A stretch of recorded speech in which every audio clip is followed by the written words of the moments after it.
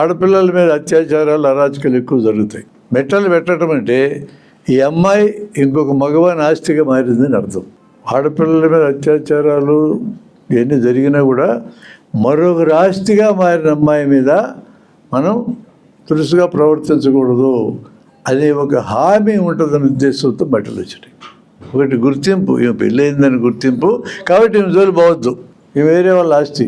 ఆ కల్చర్లోంచి వచ్చినాయి మెట్టలు. ఇప్పుడు మెట్టలు బీకేసావు అనుకో, షీఈ్ యాక్సెసిబుల్ టు ఎవ్రీబడి అని అర్థం వస్తుంది. అంటే ఎవరైనా అమ్మాయితో జోకులేయచ్చు, ఎవరైనా అమ్మాయిని యాక్సెస్ కావచ్చు, ఎవరైనా ప్రపోజ్ చేయొచ్చు అని అర్థం వస్తుంది. ఒకసారి పెళ్ళైన తర్వాత ఇక అబ్బాయి ఎదురు రాకూడదు. ఇది అమ్మాయిలకు రక్షణ అనే పేరు చెప్తారు, కానీ అది అబ్బాయిల భయంలోంచి పుట్టింది. అది అమ్మాయిల రక్షణ కాదు. నా భార్యని ఎవరన్నా చూస్తాడేమో, ఎవరన్నా పరిచయం చేసుకుంటాడేమో, ఎవడన్నా దుర్భాషలాడతాడు, ఎవడన్నా చొరవ తీసుకుంటాడేమో అనే భయంలోంచి తన భార్యను కాపాడుకోవడానికి మట్టెలను ప్రోత్సహిస్తున్నాడు. మీకు అట్లాంటిది ఒకటి చెప్తాను నేను. ఎందుకు హిందూ ఆడపిల్లలు కూడా హిజాబులు ధరిస్తున్నారా చెప్పండి? ఇదే రీజను. హిజాబు ధరిస్తే మనిషి ముఖం ఎట్లుంటుందో కనపడదు. మనిషి అందంగా కనపడితే ఈ అమ్మాయి యాక్సెసిబుల్ అనే పేరుతో అరాచకాలు చేయడానికి సిద్ధపడే ముఖం ముసుగేసుకున్నారు, కనపడదు కదా. అందంగా ఉందో కాదు ఎవరికి తెలియదు. అందుకోసమో హిందూ పిల్లలు కూడా హిజాబులు ధరిస్తున్నారు, కనపడకని ఉండడానికి. రెండో కారణం కూడా ఉంది.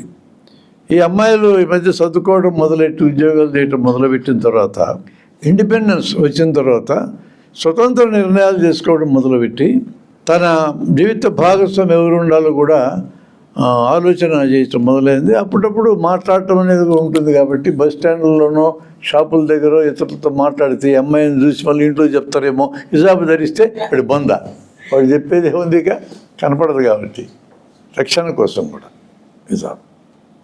ఈ అమ్మాయిలా కాకుండా ముఖానికి కూడా వేస్తారు అడ్డం. అట్లా కొన్ని సంప్రదాయాలు సమాజంలో పురుషాధిక్య భావజాలం వల్ల పుట్టినవి ఇవి. దానికి కరెక్ట్ ఆన్సర్ ఏంటంటే మీకు కూడా గుర్తులు ఉండకూడదు అంతే. వాళ్ళకి లేకపోతే మీకు ఉండకూడదు, ఉంటే అందరికి ఉండాలి. అట్లా ఉండాలి ఆలోచన. In what way women are inferior to men? సంప్రదాయం ప్రకారం పురుషాధిక్య భావజాలం ప్రకారం తక్కువగా చూడబడుతున్నారు. కరెక్ట్ ఉంది. ఇప్పుడు ఇప్పటికీ ఉంది. చట్టసభల్లో 50% ఉన్నారు ఆడవాళ్ళు, ఉన్నారా? లేరు. జనాభాలో 50 ఉన్నారుగా. ఈ మధ్య కదా కొన్ని వృత్తుల్లో మహిళల సంఖ్య పెరుగుతుంది. నేను చదివేటప్పుడు వైద్యంలో 30% మెడికల్ స్టూడెంట్స్ ఉండేవాళ్ళు ఆడపిల్లలు, ఇప్పుడు 60 to 70 అయ్యారు. ఈ మధ్య కదా పెరిగింది. టీచర్ల కమ్యూనిటీలో ఈ మధ్య కదా పెరిగినారు.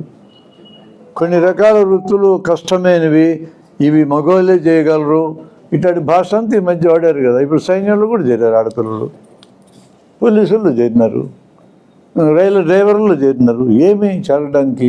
ఇప్పుడు శరీరానికి అంత కష్టపడాల్సిన అవసరం కూడా ఏమి లేదు. అంత యంత్రాలు, టెక్నిక్ అంతే.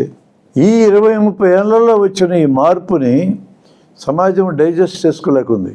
ఆడపిల్లలు మాతో ఈక్వల్ ఏంది? మేము సుపీరియర్. కులం పేరుతో కానీ పురుషుడనే పేరుతో కానీ ఆధిక్యత ప్రదర్శించడం అనేది స్టిల్ ఇట్ ఈస్ దేర్.